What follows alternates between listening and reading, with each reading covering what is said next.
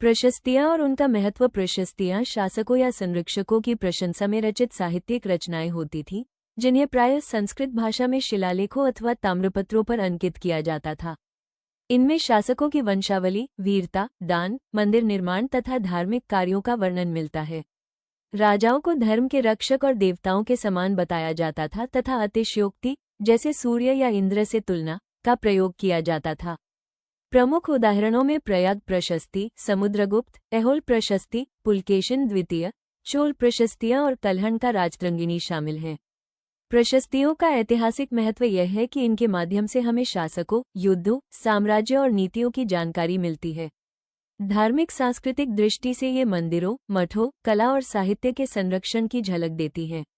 सामाजिक स्तर पर ये दान, भूमि अनुदान, नगर विकास और राजा प्रजा संबंधों को दर्शाती हैं।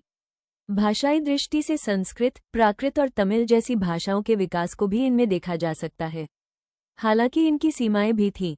प्रशस्तियां प्रायः अतिशयोक्तिपूर्ण और पक्षपातपूर्ण होती थीं। इनमें शासकों की असफलताओं का उल्लेख नहीं मिलता, इसलिए इन्हें ऐतिहासिक स्रोत के रूप में सावधानीपूर्वक प्रयोग करना आवश्यक है। इस प्रकार प्रशस्तियां प्राचीन भारत में शक्ति, धर्म और संस्कृति का दर्पण कही जा सकती हैं। कृषि और व्यापार का विस्तार। मध्यकालीन भारत में समृद्धि की नींव कृषि और व्यापार के विस्तार पर आधारित थी। कृषि के क्षेत्र में नए भूमि क्षेत्रों को जोतने के लिए वनों की सफाई की गई। धान, गन्ना, कपास और अरहर जैसी नई फसलें उगाई जाने लगीं। सिंचाई के लिए कुएं, तालाब और नहरें बनाई गईं, जिससे उत्पादन में वृद्धि हुई। व्यापार के विकास ने नगरों और बाजारों को फलने फूलने का अवसर दिया। इससे कारीगरों और शिल्पकारों को रोजगार मिला और भारत विश्व व्यापार का प्रमुख केंद्र बन गया। व्यापारी वर्ग जैसे सेठ, साहूकार और बनिया व्यापार में सक्रिय रहे। नगर और श्रेणियों जैसी व्यापारी संस्थाएं भी स्थापित हुईं। विदेशी व्यापारी अरब, तुर्क, पुर्तगाली, डच और अंग्रेज भारत आए और व्यापार किया। भारत से कपास, रेशम, मसाले, नील और हीरे का निर्यात होता था, जबकि घोड़े, धातुएं और विदेशी वस्त्रों का आयात होता था। इस कृषि और व्यापार के विस्तार से नगरों और बाजारों की वृद्धि हुई, कारीगरों को अधिक रोजगार मिला और शाही आय से भव्य निर्माण कार्य संभव हो सके। इस प्रकार कृषि और व्यापार मध्यकालीन भारत की समृद्धि के मूल आधार थे। परिवर्तित होता ग्रामीण परिदृश्य। प्राचीन और मध्यकालीन भारत में भूमि अनुदान, ग्रामीण अर्थव्यवस्था और कृषि विस्तार ने ग्रामीण जीवन में बड़े बदलाव लाए। राजाओं ने ब्राह्मणों और बौद्ध जैन मठों को कर मुक्त भूमि दान दी तथा उनके साथ प्रशासनिक अधिकार भी सौंपे। इन अनुदानों को ताम्रपत्रों और शिलालेखों पर अंकित किया जाता था।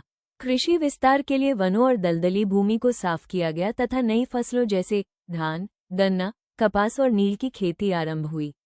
सिंचाई की व्यवस्था के लिए कुएं, तालाब, नहरें और जलाशय बनाए गए, जिससे उत्पादन में वृद्धि हुई। ग्रामीण समाज में नए गांव और बस्तियां बसाई गईं।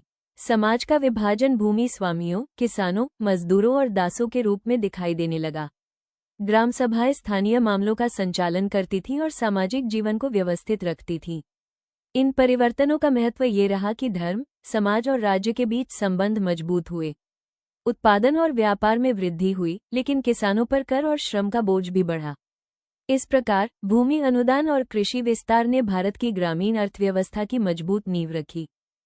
प्राचीन भारत का सामाजिक और सांस्कृतिक जीवन। प्राचीन भारत का सामाजिक ढांचा वर्ण व्यवस्था पर आधारित था, जिसमें ब्राह्मण, क्षत्रिय, वैश्य और शूद्र प्रमुख वर्ग थे। समाज में महिलाओं की भूमिका भी महत्वपूर्ण थी। वे दान और धार्मिक अनुष्ठानों में भाग लेती थीं। उत्सव, मेले और बाजार नगर संस्कृति का अभिन्न हिस्सा थे। कारीगरों और व्यापारियों के संगठित समूहों, जिन्हें श्रेणियां या गिल्ड्स कहा जाता था, ने व्यापार और उत्पादन को नियंत्रित किया। ये संगठन वस्तुओं की गुणवत्ता, कीमत और उत्पादन पर निगरानी रखते थे तथा अपने सदस्यों को सुरक्षा, ऋण और सहयोग प्रदान करते थे। मथुरा, अमरावती और तक्षशिला जैसे नगरों में ये गिल्ड्स सक्रिय थे और मंदिरों तथा मठों को उदार दान भी देते थे। धार्मिक और सामाजिक जीवन में विभिन्न परंपराएं सक्रिय थीं। ब्राह्मण परंपरा में यज्ञ, अनुष्ठान और धार्मिक अधिकार प्रमुख थे। बौद्ध धर्म ने अहिंसा और करुणा का संदेश दिया तथा स्तूपों और विहारों के निर्माण को बढ़ावा मिला। जैन धर्म ने सत्य और अहिंसा का मार्ग अपनाया और व्यापारियों द्वारा विशेष रूप से समर्थित रहा। इस प्रकार प्राचीन भारत का सामाजिक और सांस्कृतिक जीवन आस्था, व्यापार और सामुदायिक सहयोग की एकता का प्रतीक था। विनिमय से सिक्कों तक, शिल्प और नगर। प्राचीन भारत की अर्थव्यवस्था का विकास वस्तु विनिमय प्रणाली से प्रारंभ हुआ, जहां वस्तुओं का आदान प्रदान सीधे किया जाता था। मौर्य काल में छापित मुद्राएं, पंच मार्क्ड कॉइन्स, प्रचलन में आईं और गुप्त काल में स्वर्ण मुद्राएं समृद्धि और वैभव का प्रतीक बनी। सिक्के केवल लेन देन का साधन ही नहीं थे, बल्कि वे शाही सत्ता की वैधता के प्रतीक भी थे, जिन पर शासकों के नाम, उपाधियां, प्रतीक और चित्र अंकित होते थे। मौर्य, कुषाण और गुप्त राजवंशों के सिक्के विशेष रूप से प्रसिद्ध हैं। शिल्प और व्यापार ने भी इस दौर में बड़ी प्रगति की। वस्त्र उद्योग में मलमल, रेशम और कांचीवम जैसे कपड़े प्रसिद्ध थे।